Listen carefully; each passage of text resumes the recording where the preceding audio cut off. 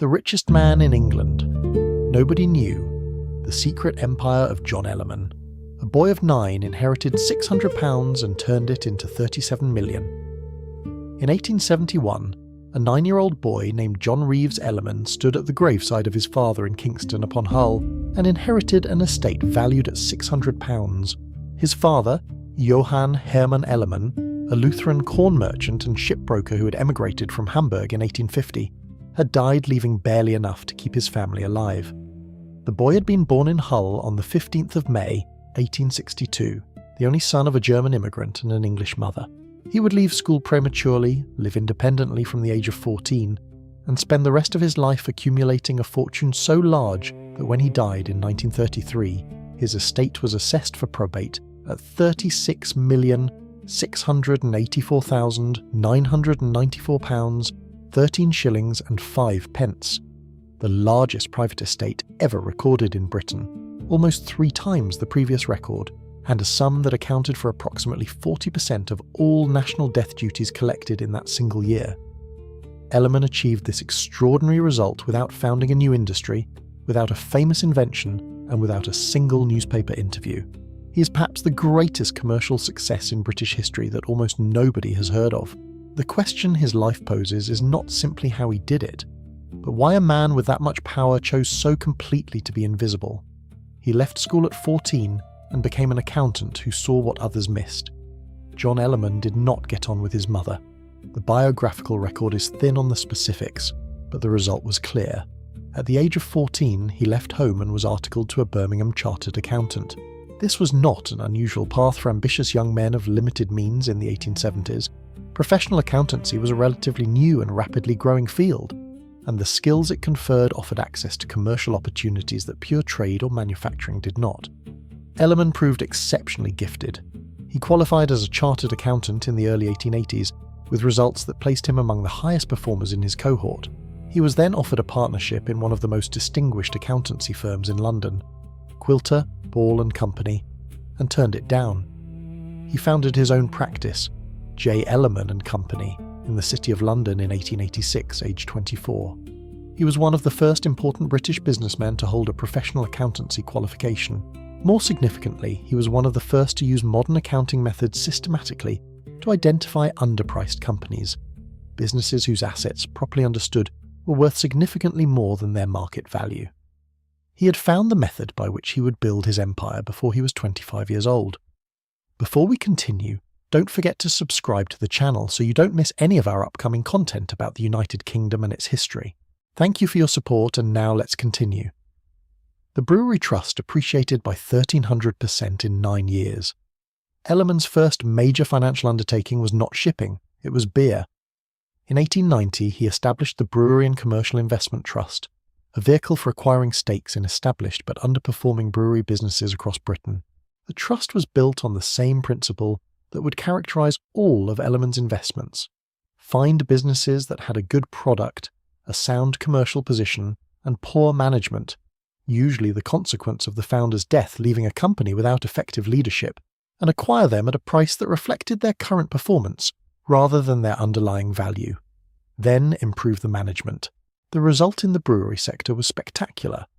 Within 9 years, the Brewery and Commercial Investment Trust had appreciated in value by 1,300%. By 1902, Ellerman held shares in 38 different breweries. By 1918, that number had grown to more than 70. He was a significant force in the British brewing industry, while remaining personally unknown to the public and virtually invisible to the press. No newspaper ever wrote a profile of him in his lifetime. No interviewer ever secured access. Ellerman's control of numerous brewery interests, combined with his simultaneous expansion into shipping, newspapers, coal and property, meant that by the early 20th century he was systematically present in a wider range of British commercial life than almost any other individual. He was simply not visible in it. In 1892 he entered shipping and never looked back. The industry that made Ellerman truly wealthy was shipping. In 1892, following the death of Frederick Richards Leyland, one of the largest ship owners in Britain, Ellerman led a consortium that purchased the Leyland line from his estate. The acquisition required assembling investors and managing a complex commercial negotiation, skills at which Ellerman's accounting background made him uniquely effective. He restructured the Leyland Line's operations and in 1901 sold most of the business to the American financier J.P. Morgan for £1.2 million, an exceptional return on a 9-year investment. Morgan immediately incorporated the Leyland Line into his International Mercantile Marine Company. Ellerman used the proceeds to buy other shipping lines immediately. In 1902, he combined his interests, the London, Liverpool and Ocean Shipping Company, the City Line, the Hall Line and several smaller concerns, into Ellerman Lines, with a new common uniform for employees and a company pennant. He continued to expand relentlessly, making inroads into South African, Atlantic and Indian routes, buying rival lines on a regular basis, acquiring the Bucknell Steamship Company and the Glen Line in 1904-5. By April 1917, Ellerman Lines owned ships totalling 1.5 million tons, 1/8 of all British shipping tonnage over 1,000 tons. This was equivalent to the entire French merchant fleet. In 1916, he paid £4 million for the world's largest private fleet. If a single transaction marks the peak of John Ellerman's commercial ambition, it is the purchase he made in 1916 in the middle of the First World War. Thomas Wilson Sons and Company of Hull, the firm in which his father had worked as a shipbroker, had once been the largest privately owned shipping line in the world. By 1916, it had passed from the founding family and was available. Ellerman paid £4,100,000 for it, the equivalent in 2025 values of approximately £308 million. The purchase made Ellerman the dominant force in British commercial shipping at the moment when Britain's maritime capacity was most urgently needed for the war effort. Ellerman Line's ships carried troops, supplies and materials to theatres of war across the globe throughout the First World War. In recognition of his contribution to the war effort and his commercial significance, he was made a baronet in 1905. He became Sir John Ellerman. He accepted the honour without attending any ceremony, without making any public statement, and without any media coverage. By 1916, he was said by those who knew the City of London's financial landscape to be not merely the richest man in Britain, but the richest by a margin that placed him in a category of his own. He owned more than a quarter of Britain's commercial shipping. He owned newspapers while never appearing in them. Among the more extraordinary dimensions of John Ellerman's commercial life was his ownership of substantial interests in the British newspaper industry, an industry whose entire purpose is to make things public, while maintaining a personal invisibility so complete that none of the newspapers he part-owned ever published a word about him. By 1904, Ellerman had become the largest single shareholder in the Financial Times, acquiring his stake through the same process of identifying an underpriced asset that characterized all his investments. He went on to develop substantial newspaper interests, including positions in the Daily Mail, the Times, the Illustrated London News, the Sphere, and other publications. These interests were acquired as investments, rather than as vehicles for political or personal influence. Ellerman had no apparent interest in the editorial content of the papers he owned, and no evidence suggests he ever attempted to direct their coverage. His sole journalistic concern was that none of them should mention him. In this he was almost entirely successful throughout his lifetime. When he died in 1933, the revelation of the size of his estate caused widespread astonishment among journalists who had worked in the industry he had partly owned for decades and had never heard his name. He sold his newspaper interests in 1922, after the death of Lord Northcliffe, the newspaper proprietor whose more visible commercial style represented a model Ellerman had never sought to follow. He lived in Mayfair, but nobody knew it. John Ellerman's personal life was as carefully concealed as his commercial affairs. He lived in Mayfair, at addresses in the most expensive district in London, but he did not participate in any of the social activities that typically characterised life in that neighbourhood. He gave no dinners, he attended no clubs, he made no appearance in the society columns, he was never seen at the opera, the theatre, or the races.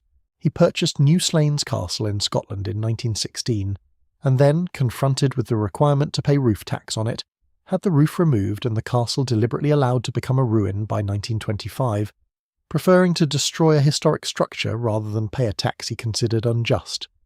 This decision, extraordinary in its combination of wealth and parsimony, is the most publicly documented episode of his personal life. One possible reason for his comprehensive social invisibility was that from the early 1890s he had been living with a woman called Hannah Glover, with whom he had a daughter in 1894 without the sanction of marriage.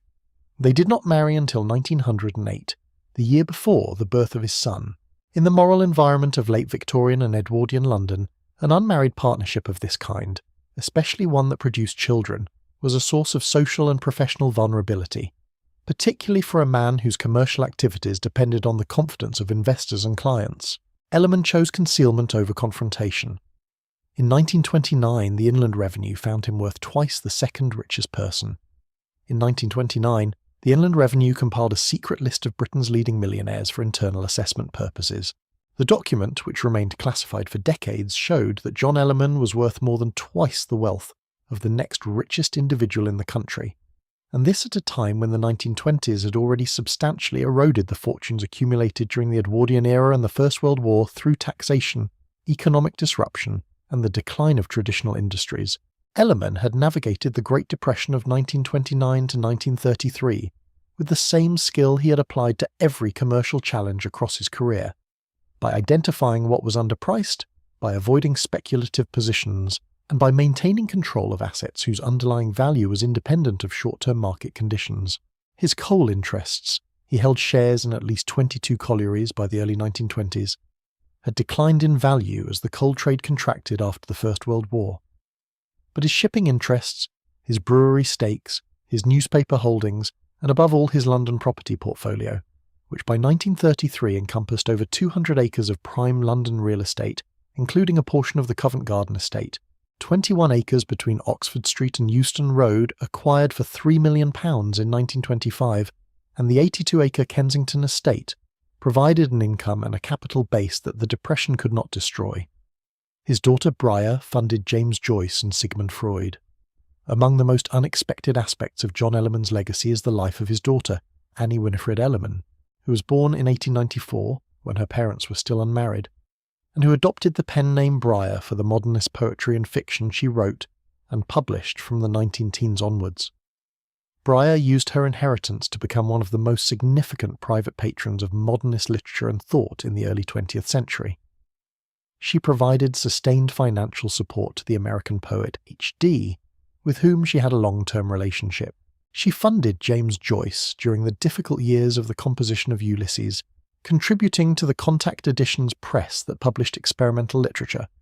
She provided financial assistance to Sigmund Freud when he was forced to flee Vienna following the Nazi annexation of Austria in 1938, helping him escape to London where he died in 1939. She aided over 100 refugees fleeing Nazi persecution across Europe. She established the Briar Foundation Fund to assist writers in financial difficulty. Her autobiography, The Heart to Artemis, published in 1963, is one of the few sources that provide any personal account of John Ellerman's domestic life and character. The daughter of the most secretive commercial figure in British history became, in her own field, one of the most generously public patrons of her generation. He died in Dieppe, and his estate stunned a nation that had never heard of him. On the 16th of July, 1933, John Ellerman died at Dieppe in France following a short illness. He was 71 years old. He had been, for the last several decades of his life, the wealthiest man in Britain, very likely the wealthiest in Europe outside the royal houses, and he had spent those decades in such deliberate obscurity that his death, when it occurred, produced a reaction of general astonishment. The assessment of his estate for probate took 3 years, finally completing in 1936. The figure was £36,684,994, 13 shillings and 5 pence. The previous record for a British estate had been £13.5 million, left by Lord Aveag of the Guinness Brewery in 1927. Ellerman's estate was almost 3 times larger. It accounted in the financial year of assessment for approximately 40% of all national death duties collected. The sum, in 2025 equivalent values, represents approximately £2.2 billion.